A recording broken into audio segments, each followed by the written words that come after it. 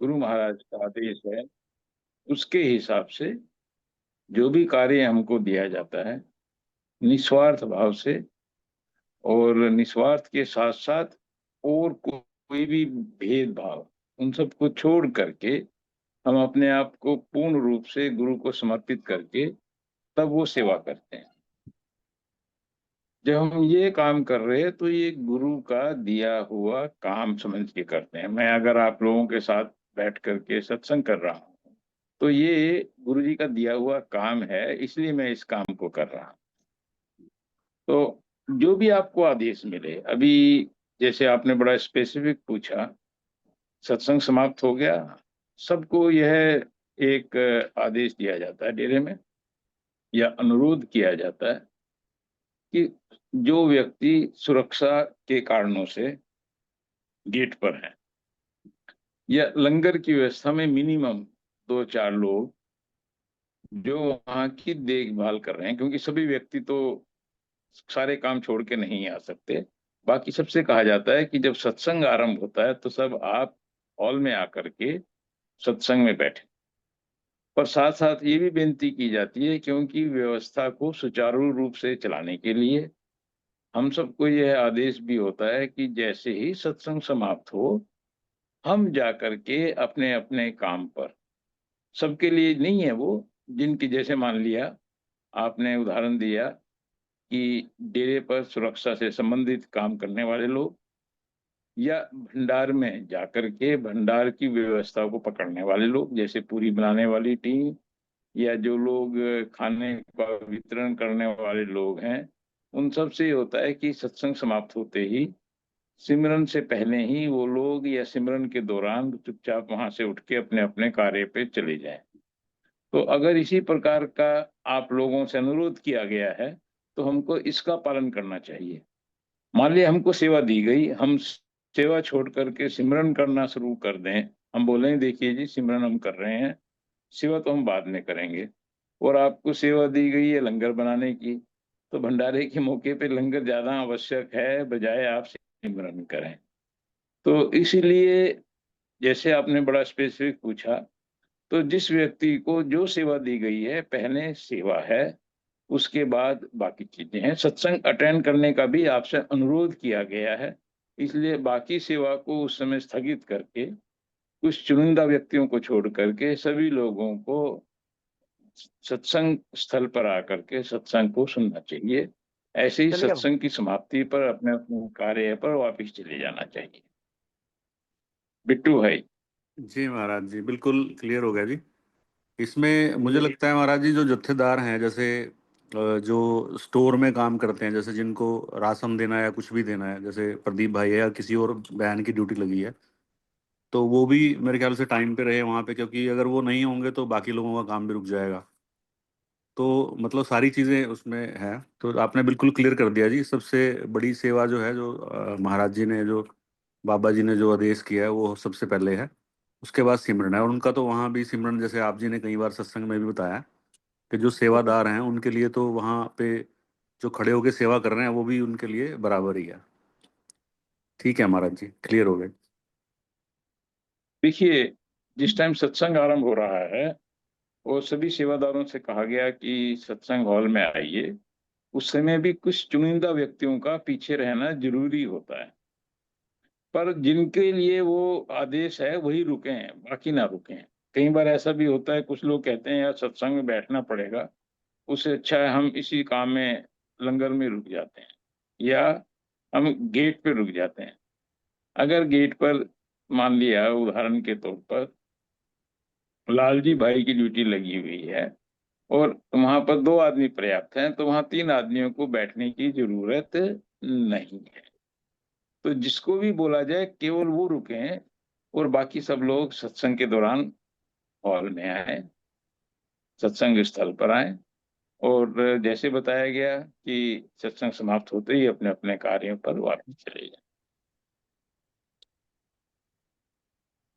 प्रियंका बहन, प्रियंका जी। बेटी, अगला जो भी प्रश्न है। हाँ जी। अभी देखिए, किसी जब ने भी हम भी। प्रश्न पूछ रहे हैं, 1 मिनट प्रियंका, तो हमारा हाँ दो जी। तीन चीजों पर ध्यान है।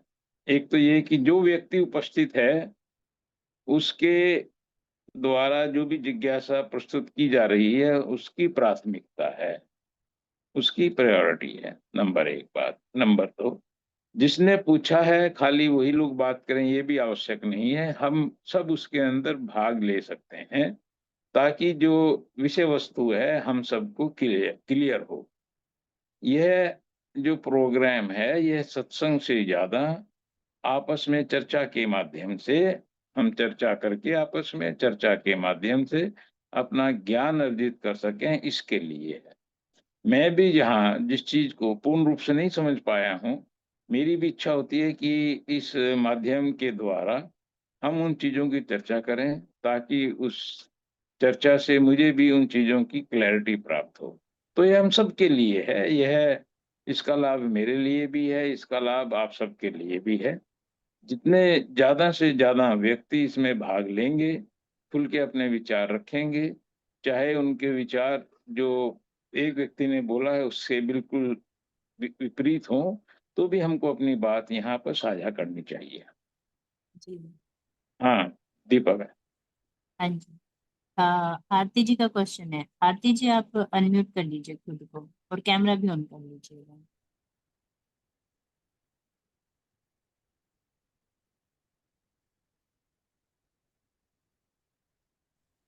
राधा स्वामी बाबा जी, हाँ, राधा स्वामी भाई। मैं ये समझना चाहूँ था जी, जैसे हम कई बार देखा भाई बच्चे मंदबुद्धि हाँ, शुरू से ही जन्मजात ही मंदबुद्धि हुआ जी वो। तो मैं ये समझना चाहूँ था भाई जैसे उनको फिर ये मानव जीवन मिलने का क्या लाभ होया जी? ना तो वो मतलब संसार का ही आनंद उठा सकते और ना वो मतलब परमार्थ की तरफ ही चल सकते। तो ऐसा जीवन तो फिर मतलब किसी काम का नहीं उनका तो। वो तो 84 योनि जून से तो बाहर निकल के मतलब परमात्मा की तरफ भी नहीं चल सके और संसार का भी आनंद नहीं उठा सके। इसके बारे में समझाओ जी थोड़ा। आपका बीच में आवाज साफ नहीं आई थी, आप थोड़ा सा अपनी जिज्ञासा को दोबारा से बोलिएगा, क्योंकि बीच में आपकी आवाज कट गई थी भाई। तो मैं ये समझना चाहूँ था जी, जैसे मान ले कई बच्चे जन्मजात ही मंदबुद्धि हुआ जी, तो उनको ना तो संसार की समझ हुंदी और ना वो परमार्थ की तरफ ही चल सकते। तो मतलब जीवन तो उनको मिल गया मनुष्य का और उनको समझ है नहीं, ना तो वो संसार का ही लाभ उठा सक रहे, ना मतलब परमार्थ की तरफ चल सक रहे और जीवन मिल गया सबसे ऊंचा। तो इसका तो फिर कोई लाभ नहीं होया जी, उनको ये समझाओ थोड़ा। हाँ, देखिए आपने बहुत अच्छा प्रश्न पूछा। इसके दो भाग हैं। एक आप कह रहे हैं जन्मजात, और दूसरा केस वो है कि जन्मजात नहीं है पर जीवन में बहुत जल्दी कभी भी ये घटना घटी और हम उस अवस्था में पहुंच गए जिस अवस्था का आप वर्णन कर रहे हैं। देखिए, पहली बात तो ये है कि हमारे जो भी हमारा ये जीवन होने वाला है, जैसे पहले भी कई बार ये डिस्कस हुआ कि जो भी हमारी प्रारब्ध है उसका बहुत बड़ा रोल है यह तय करने में कि हमारा जीवन कैसा होगा। ठीक है ना? तो जैसे आपने बोला कि कोई बच्चा अच्छी बुद्धि, बहुत तेज बुद्धि, हल्की बुद्धि, मंद बुद्धि, पर मंद भी इतनी मंद नहीं कि भाई वो बिल्कुल कोई भी कार्य ना कर सके। हम जानते हैं बहुत से लोगों को। और बहुत से, जी, जैसे आपने बोला कि बचपन से ही अपंग, बचपन से ही ऐसी हालत में है कि मनुष्य का जीवन होते हुए भी उनका जीवन एक जानवर के प्रति, मतलब जब वो ज्यादा कुछ कर नहीं सकते हैं, सोच नहीं सकते, सोचने की क्षमता नहीं, काम करने की क्षमता नहीं, जीवन मनुष्य का है पर वो उसका लाभ नहीं उठा पा रहे हैं। तो जी, ये जो जो भी होता है हमारे साथ, यह सब हमारे पिछले कर्मों के कारण, हमारे प्रारब्ध के कारण है।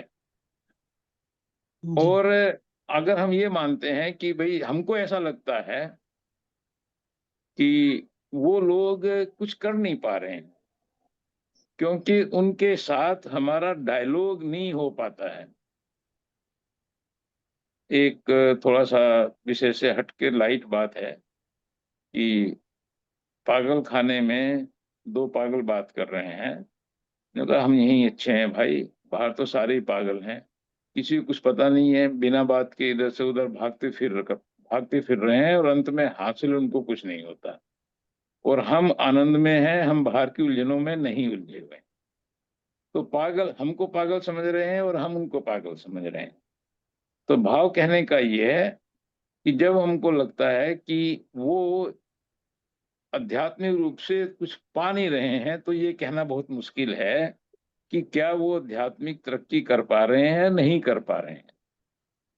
हो सकता है कि हम सब कुछ योग्यता पाने के बाद संसार में इतने ज्यादा उलझ जाते हैं कि हम अपने जीवन का मकसद भूल जाते हैं। जब थोड़ी दुख तकलीफ आती है तभी परमात्मा याद आता है। हो सकता है कि जैसी अवस्था आपने बताई, उस अवस्था में उनको परमात्मा की याद हमसे ज्यादा आती है और वो हमसे ज्यादा परमात्मा की भक्ति के माध्यम से अपने कर्मों को काट करके वो ज्यादा आध्यात्मिक उन्नति कर पाते हैं। हमको लगता है वो कुछ नहीं कर पा रहे हैं। जरूरी नहीं है कि हमारी जो समझने की शक्ति है वो हमको सही आंसर दे रही है। जब उनको परमात्मा ने मनुष्य का शरीर दिया है तो कुछ ना कुछ उनको कर्म करने की आजादी दी है, सोचने की आजादी दी है, तो वो उसका लाभ उठा सकते हैं।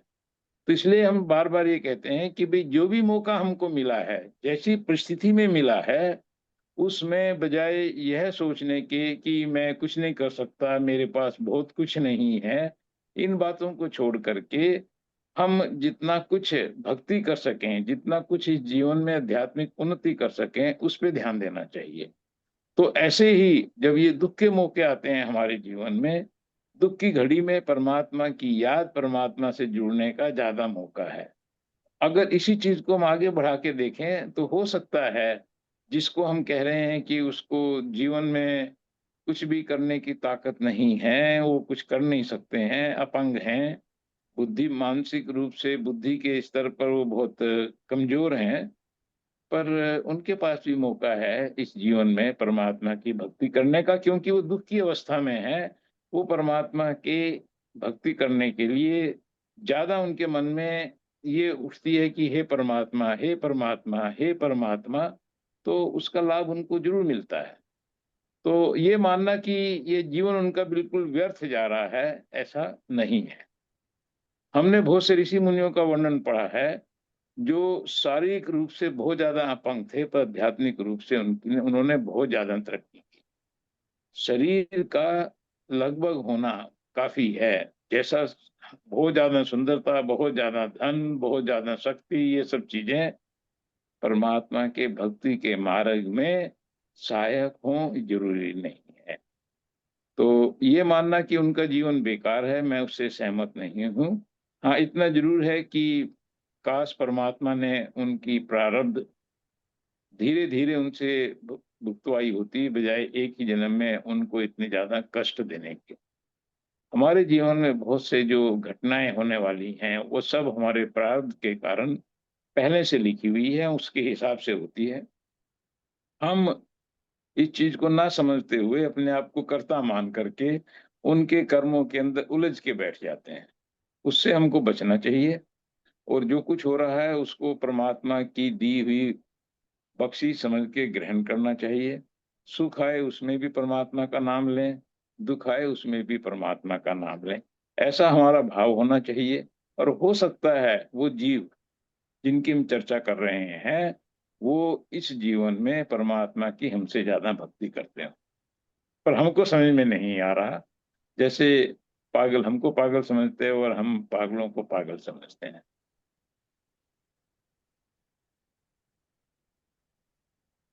भाई आगे बोलिए, आप कुछ और कहना चाहें इस पर। ठीक है जी, समझ गए जी। इसमें ही मैं आगे पूछना चाहती हूँ कि जैसे हाँ, ये जो डिपेंडेंट बच्चे होते हैं या बड़े जो भी होता है, तो जो उनकी सेवा कर रहे हैं क्या वो भी कर्मों के कारण है?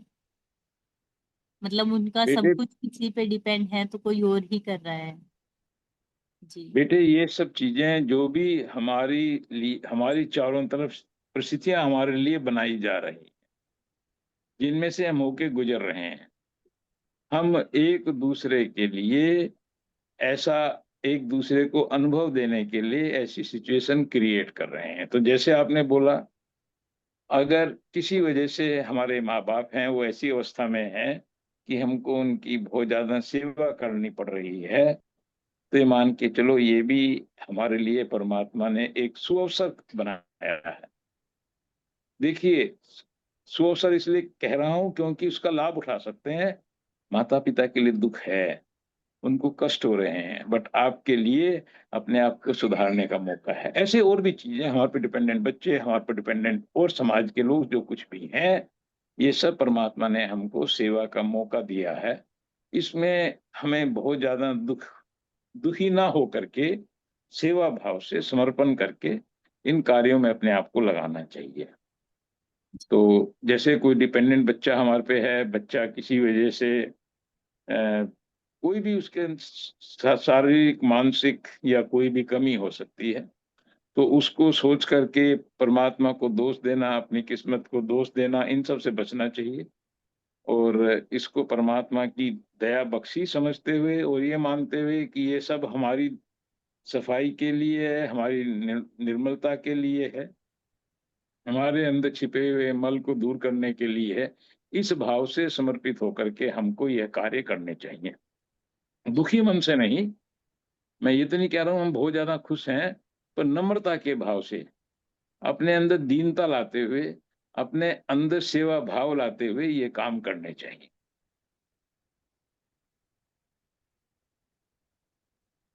हाँ जी, समझ में आया। अनुप्रिया बहन, अपने आप को अनम्यूट कीजिए।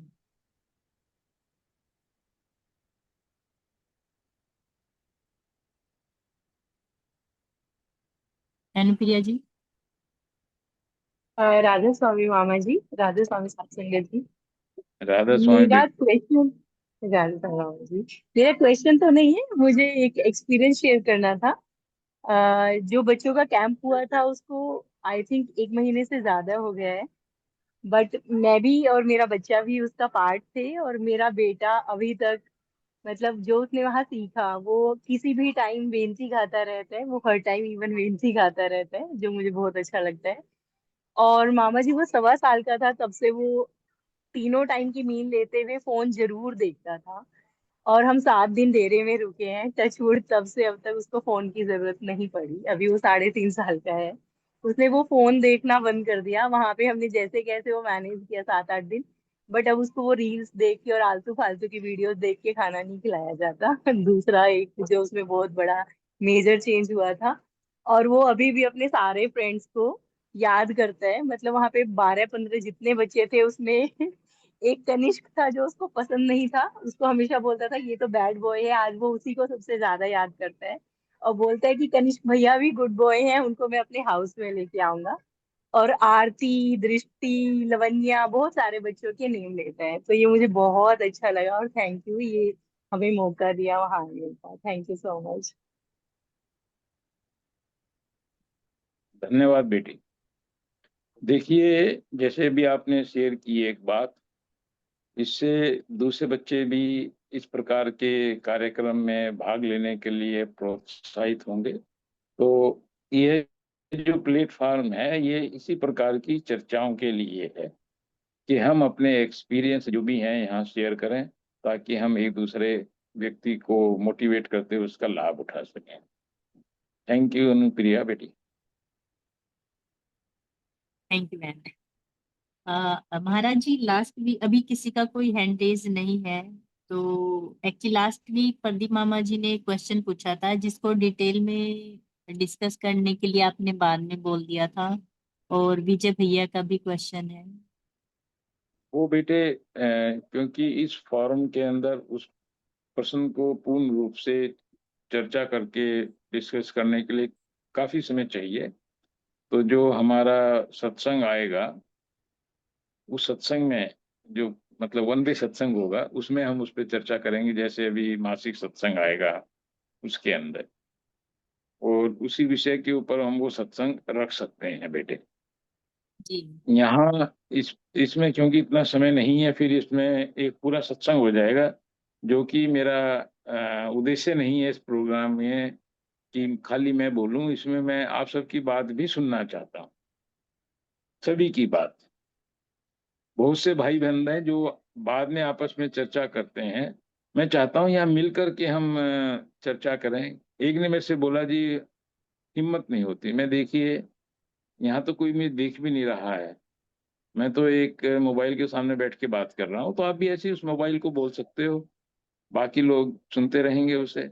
तो ये कम से कम हमारे सामने कोई नहीं बैठा जिससे देख करके हमारे मन में झिझक पैदा हो। तो ये मौका है अपने अंदर की जो झिझक हैं, अपने अंदर के जो बंधन हैं, उनको तोड़ने का, उनसे मोक्ष प्राप्त करने का। तो सब लोगों से मेरा यही अनुरोध है कि जो भी आप बात कहना चाहें वो यहाँ कहें और उसका लाभ उठाएं। तो जो प्रदीप भाई वाली बात है उसको हम एक सत्संग में लेंगे, और उसमें जी वो काफी वो रिलेवेंट प्रश्न है, तो उसको उस पे उसकी चर्चा उस समय करेंगे।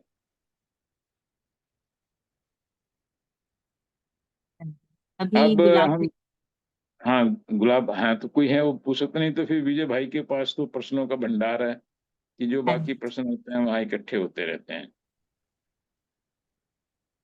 गुलाब भैया आप अपना क्वेश्चन कीजिए। भैया गुरुजी वीडियो ऑन रास्ते कर लीजिए।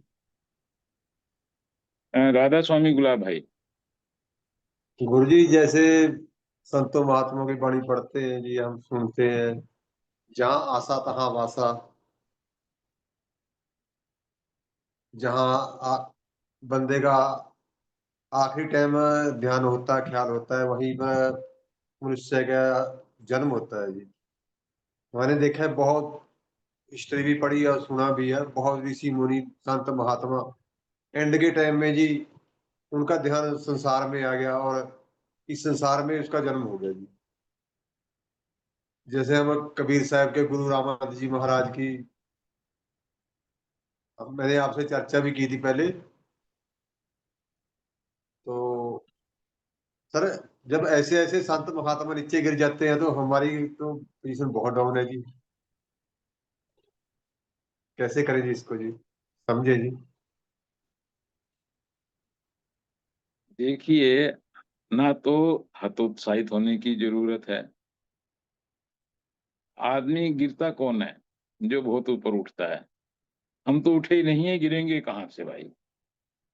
अभी तो हमको पहले उठने की तैयारी करनी है, ठीक है ना गुलाब भाई? जब उठेंगे तब ये डर पैदा होगा हमारे अंदर कि हम गिर ना जाएं। अब हम ये सोच रहे हैं कि कहीं गिर ना जाए इसलिए उठते ही नहीं है, वो अप्रोच सही नहीं है। तो आपने कहा कि जब बड़े बड़े महात्मा गिर गए और हमने कुछ तरक्की की, हम भी गिर जाएंगे तो हम क्या करेंगे? तो पहले उठें, उठ के आगे जाएं, और जब गिरेंगे तब गिरने का भी देखेंगे।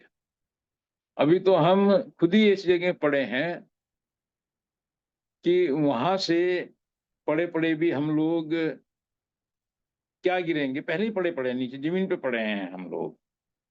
संसार में इतने उलझे हुए हैं कि जीवन का एक क्षण भी मालिक की याद में नहीं बीतता, संसार की उलझनों में उलझा रहता है। तो जो आपने बोला जहां आशा तहां बासा, बिल्कुल सही बोला। अंत मता सो गता, कि अंत समय में, और अंत समय का पता नहीं है, इसलिए हम बार बार ये बात कहते हैं कि हमारी कोशिश ये होनी चाहिए कि हर घड़ी परमात्मा की याद हो, ताकि ऐसा मौका ही ना आए कि हमको परमात्मा की याद नहीं आ रही है और हमारा अंत समय आ जाए। अब जो गिरने वाले हैं जिनकी हम चर्चा कर रहे हैं, कि बहुत से महात्मा और बहुत से व्यक्ति, उसका कारण क्या? तपोराज राजो नर। जब भी हमने कुछ तरक्की की, उसके अंदर हमारे अंदर अहंकार आया, ये अहंकार हमें हमारे पतन का कारण बनता है। जो चाहे वो ऋषि मुनि हो, चाहे वो नेता हो, समाज सेवक हो, हम जैसे अन्य संसार के जीव हों, जिस व्यक्ति के अंदर भी अहंकार आएगा किसी भी चीज का, यानी जिसके अंदर मैं होगी, मैं करता, मैं करने वाला, मैंने ये किया। जब मैं आएगी तो हमारा अगला मृत्यु के बाद अगला कदम ये संसार होगा, संसार से मोक्ष नहीं होगा। तो जैसे आपने बोला कि बड़े बड़े महात्मा गिरे, वो गिरे इसलिए क्योंकि उनके अंदर अहंकार आया, और इस कर्ता भाव को ही समाप्त करने के लिए सारी व्यवस्था है। आश्रम की व्यवस्था, जीवन में अपने आप को कभी कर्ता नहीं मानना है, कर्ता भाव को छोड़ना है, और हम छोड़ने को तैयार नहीं है। हम चीजों में इतना उलझे हैं कि हम घर को पकड़े बैठे हैं, पति पत्नी को पकड़े बैठे हैं, बच्चों को पकड़े बैठे हैं। हम कह रहे हैं हमको मोक्ष पाना है, और किसी को छोड़ने को तैयार नहीं। हमको इस संसार में ऐसा रहना है, जैसे कबीरदास जी बोलते हैं, कबीरा चादर ओढ़ के ज्यों की त्यों धर दीनी, कि चादर तो ओढ़ी हमने शरीर की, बट इसको संसार में उलझाया नहीं, उतना ही इसका प्रयोग किया जितना प्रयोग करना जरूरी था। तो फिर जब हमारा अंत समय आएगा और हमने इस संसार में केवल अपने आप को इतना उलझाया जितनी जरूरत थी, तो फिर अंत समय हमारी तैयारी पूरी है। फिर हमें चिंता की बात नहीं कि फलां आदमी गिरा या वो ढिमका गिरा, हमें सिर्फ ये देखना है कि मैं इससे बचूं। बड़े बड़े महात्मा गिरे, बड़े बड़े राजा गिरे, हम सबका पता है, सबकी चर्चा होती है। वो इसलिए गिरे क्योंकि अपने अहंकार भाव के कारण। छोड़ दो उसको, हमको नम्रता अपने अंदर लानी है, और उसका टेस्ट क्या है, जो दूसरे भाई बंद है वो हमको बताते हैं कि हमारा व्यवहार कैसा है। हम जब बात करते हैं आपस में, और मुझे भी ये इस प्रकार का फीडबैक अपने बारे में मिलता रहता है कि बोलने में नम्रता लाओ, नम्रता अपने अंदर से मैं को खत्म करो, अपने अंदर से अहंकार को खत्म करो। जैसे आज सिंदूर बहन भजन गा रही थी, नीमा होके देख ले बंदे, नीमा होके रब मिलता। हम बस नीमा बनना है, अपने अंदर से अपने आप को पूर्ण रूप से। जब गुरु को समर्पित करने की बात करते हैं तो गुरु को हमारे समर्पण की आवश्यकता नहीं है, गुरु को जरूरत नहीं है। हम क्या दे सकते हैं, हमारे पास ऐसा क्या है जो उनके पास नहीं है? ये समर्पण हमारे लिए है, खुद के लिए, ताकि हम अपने आप, हमारा जो अहंकार है, हमारी जो ईगो है, वो समाप्त हो जाए। अपने आप को हम गुरु का सेवक, चरणों का दास समझ के बैठे।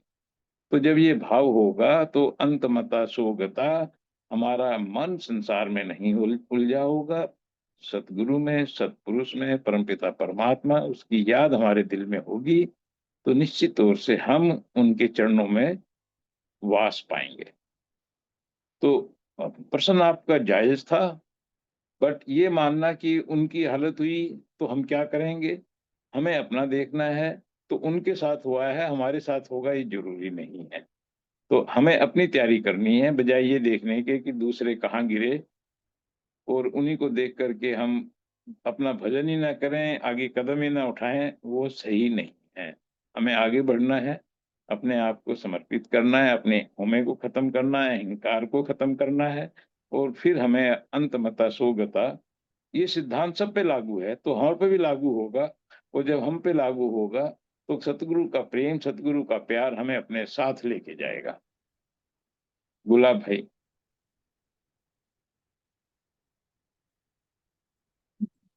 गुलाब भैया, आपके क्वेश्चन का आंसर हुआ? आपको कुछ पूछना है? जी स्पष्ट होगी बात जी, बिल्कुल ठीक है जी। जी, संजीव भैया पूछिए। जी मेरा गुलाब भाई का जो प्रश्न है उसी से रिलेटेड एक प्रश्न है। आप जी ने तो बड़ा क्लियर कर दिया जी कि हमें भजन सिमरन और सब करना चाहिए, और ये ध्यान में रख के नहीं करना चाहिए हम गिरेंगे, या मतलब स्टार्टिंग तो करनी चाहिए एटलीस्ट हमें ना, जिस लेवल पे कर सकते हैं।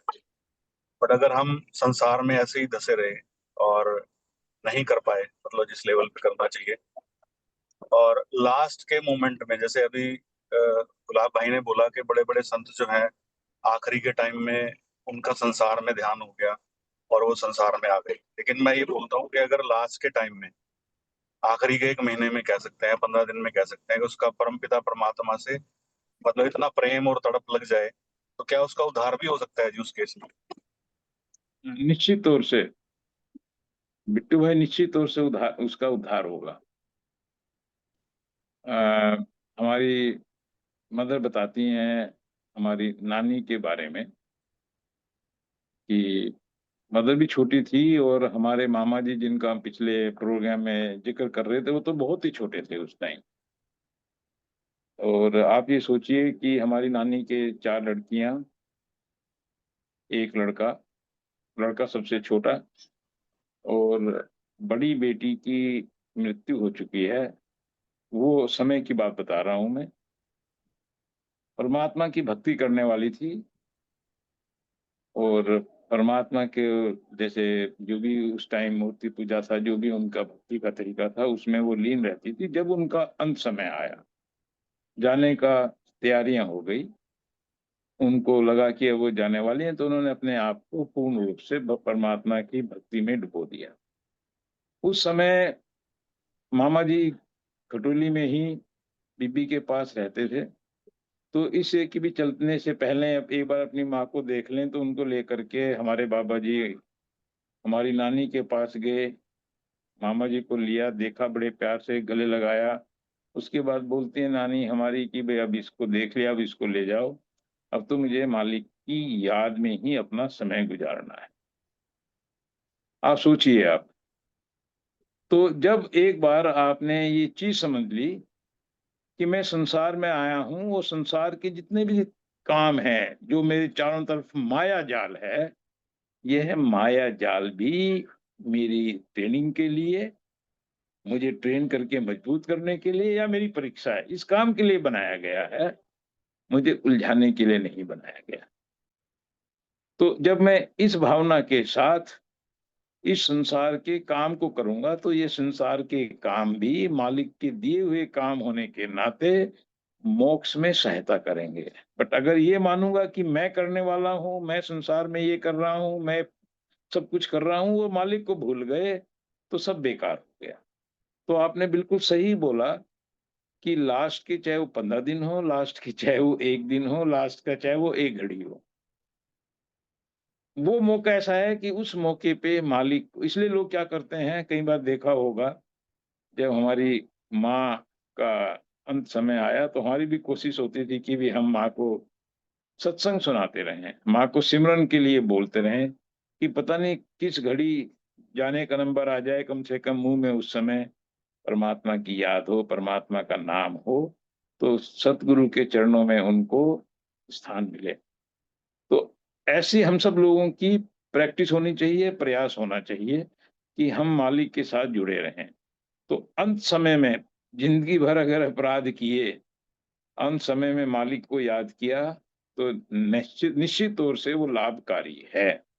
बट इसका मतलब ये नहीं है कि हम सारी जिंदगी अपराध करें और इंतजार करें कि लास्ट के 15 दिन मिल जाएं, फिर परमात्मा की भक्ति करेंगे, तो जो कुछ सारी जिंदगी किया है, लास्ट के 15 दिन भी वही होगा।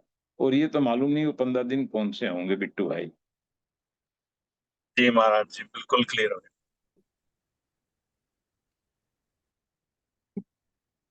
जी। दीपा बेटे, और किसी? जी, नहीं महाराज जी, अभी प्रदीप मामा जी आप अपने आप को अनम्यूट कर लीजिए, प्रदीप मामा जी का क्वेश्चन है। राधा स्वामी जी, हाँ, राधा स्वामी।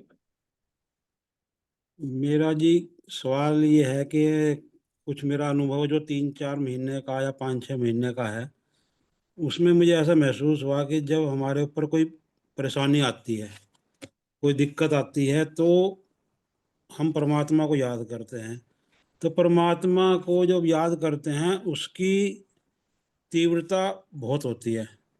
मतलब उस समय ना कोई यूट्यूब देखी जाती है, ना किसी से बात करने को दिल करता है, ना किसी से कोई बिजनेस की बात करने को दिल करता है। तो लेकिन जब धीरे धीरे उस समस्या में से निकल जाते हैं, तो फिर दोबारा पुराना रूटीन आ जाता है। तो दुख में, परेशानी में तो वो तीव्रता बनी रहती है, लेकिन जब वो परेशानी कम हो जाती है, जब वो समय हट जाता है, थोड़ा समय सही आता है, तो उस समय वो लगन, वो तीव्रता नहीं रहती। जबकि सत्संग में कहा जाता है कि उतनी तीव्रता, उतना ही याद परमात्मा की रहनी चाहिए। तो उस स्थिति में जो दुख में, परेशानी में है, उसे सुख में बनाए रखने के लिए क्या कर सकते हैं? क्योंकि वो उतनी लगन हो नहीं पाती। सारे काम, सारी बातें याद आ जाती हैं जब दिन ठीक आ जाते हैं, जब परेशानी हट जाती है या कुछ हो जाता है। तो उस चीज़ को बनाए रखने के लिए हम आखिर क्या कर सकते हैं? ये मेरा सोच है। मैं परेशानी के दिनों से अब अपने आप को पाता हूँ, तो वो है कि कैसे लगाए रखें उसे, उस तीव्रता को कैसे बनाए रखें, क्योंकि उसके बिना उधार नहीं, और वो तीव्रता रहती नहीं है। उसके बाद तो फिर चारों तरफ मन रहता है कि उससे भी बात कर लें फ़ोन पे, ये देख लें, यूट्यूब भी देख लो, वो देख लो, बच्चे कहते रहते हैं कि सारे दिन इसमें। तो उसके लिए आपसे सलाह मशवरा है। राधा स्वामी। राधा स्वामी। कबीरदास जी ने भी कई दोहे बोले हैं इसी चीज के ऊपर। सुख में सुमिरन ना किया, दुख में किया याद, कि हम लोग दुख में ही परमात्मा को याद करते हैं। तो और आपने बहुत अच्छी बात बोली प्रदीप, कि भी सुख में अगर परमात्मा की याद हो। देखिए, पहली बात तो ये, जो सुख दुख जो दोनों अवस्थाएं हैं, गुरुमुख होने के नाते, सत्संगी होने के नाते, हमको इन दोनों से बाहर आना है। ना दुख दुख लगे, ना सुख सुख लगे। हमको एक रूप, समरूप दोनों अवस्थाओं में रहना है। दुख अपने आप में, जैसे मैं बोला, ट्रेनिंग एंड टेस्टिंग, उसके लिए आता है। हमारी ट्रेनिंग देने के लिए कि देखो, ऐसी हालत होगी, इससे भी बुरी हालत होगी हमारी। जो हमारे कर्म हैं, हमारे कर्म बहुत बुरे बुरे हैं। लोगों को लगता है मैं नहीं करता हूं, पर हर आदमी कर रहा है, मैं भी कर रहा हूं। हमारे कर्म इतने अच्छे नहीं हैं कि परमात्मा हमारी तरफ देखे भी। ठीक है ना? तो दुख के टाइम पे कम से कम उस समय हम लोग अपने आप को असहाय महसूस करते हुए उनकी याद आती। और जब सुख आता है, फिर लगता है आदमी को मैं बहुत बड़ा करने वाला हूँ, मैं ही सब कुछ करता हूँ।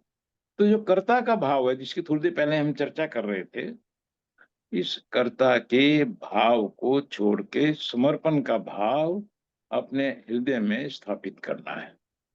सुख में भी, सुख में भी दीनता हीनता अपने दिल में बसा के रखनी है। जैसे आपने ये बात बोली, और ये बहुत रिलेवेंट है, कि अब मोबाइल से हम इतना ज्यादा जुड़ गए हैं, सारे काम मोबाइल पे आ गए। मोबाइल पे हमें काफी समय व्यतीत करना पड़ता है। पहले चिट्ठियां होती थी, चिट्ठियां खत्म हो गई, मेल आई। अब मेल भी बहुत कम लोग यूज करते हैं सरकारी काम के लिए। व्हाट्सएप, मैसेज, इसके अंदर ही यही हमारे लेटर हैं, यही सब कुछ है।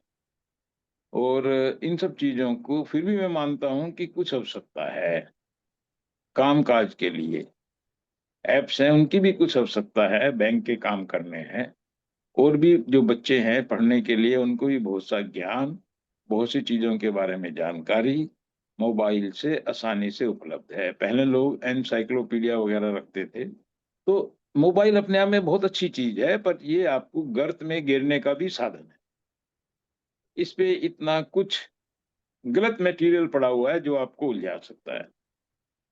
और जैसे आपने बोला कि मैं सुख में हूं, मैं बैठ गया हूं, मोबाइल पे उलझ गया हूं, वो मोबाइल पे उलझ करके कब मैंने अपने जीवन को बर्बाद करना शुरू कर दिया।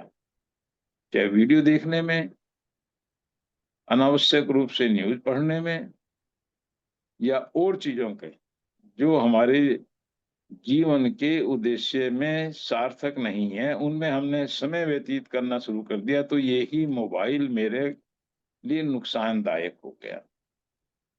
तो जैसे आपने बोला कि सुख के टाइम पे क्या करें, सबसे पहले तो अपने समय का नियंत्रण करें। टाइम मैनेजमेंट सबसे ज्यादा जरूरी है। जितना ज्यादा समय मिले अच्छी संगत में बिताएं या एकांत में बिताएं। अगर आप एकांत में बिता सकते हैं, ऐसे लोगों के साथ समय कम बिताएं जो आपको संसार में उलझाते हैं, उतना ही बिताएं जितना जीवनोपार्जन के लिए जरूरी है। जो संत मत पे चलने वाले लोग हैं उनके लिए राजनीति नहीं है। तपोराज राजोनार्द, राज पाने के बाद बहुत कम राजा हैं जो मोक्ष को प्राप्त हुए हैं। होते हैं, संभव है। ऐसे ही आर्थिक रूप से बहुत ज्यादा तरक्की करते हुए परमात्मा की याद दिल में बसी रहे, इसकी संभावनाएं कम हो जाती हैं। क्यों? संगत बिगड़ जाती है हमारी। अच्छी संगत में रहना, ऐसे लोगों के साथ रहना जो परमात्मा से जुड़े हैं, उनको देख करके, उनको मिल करके परमात्मा की याद हमारे दिल में आएगी। तो जैसे आपने बोला, तो वो जो प्यार की जो हमारे अंदर लहर उठ रही है, जो हिलोर उठ रही है, वो सुख की घड़ी में भी, जिसको हम सुख की घड़ी बोल रहे हैं, उसमें भी वो बरकरार रहेगी, बची रहेगी।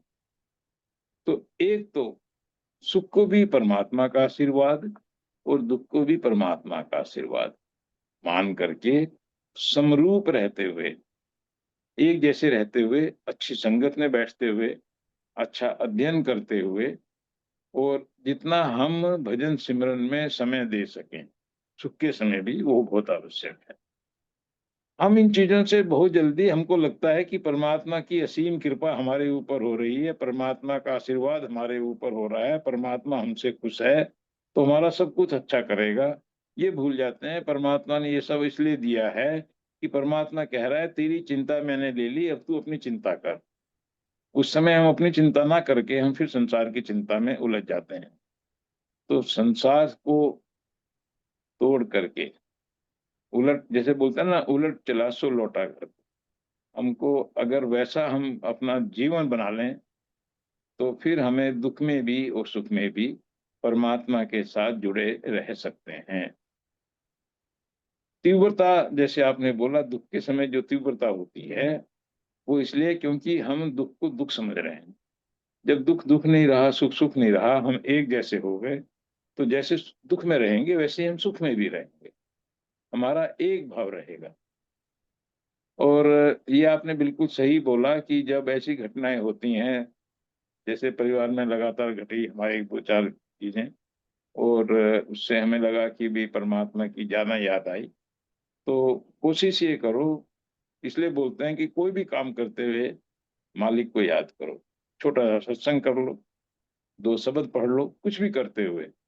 और आपका तो बड़ा अच्छा रूटीन है प्रदीप भाई, आप और बीबी जी तो बैठ करके, अगर हर रोज नहीं तो दूसरे दिन बैठ के शब्द कीर्तन तो आप कर ही लेते हो, अगर सत्संग हफ्ते में एक बार करते हो। तो इस प्रकार से अपना ध्यान, अपना प्यार परमात्मा के साथ लगा के रखना।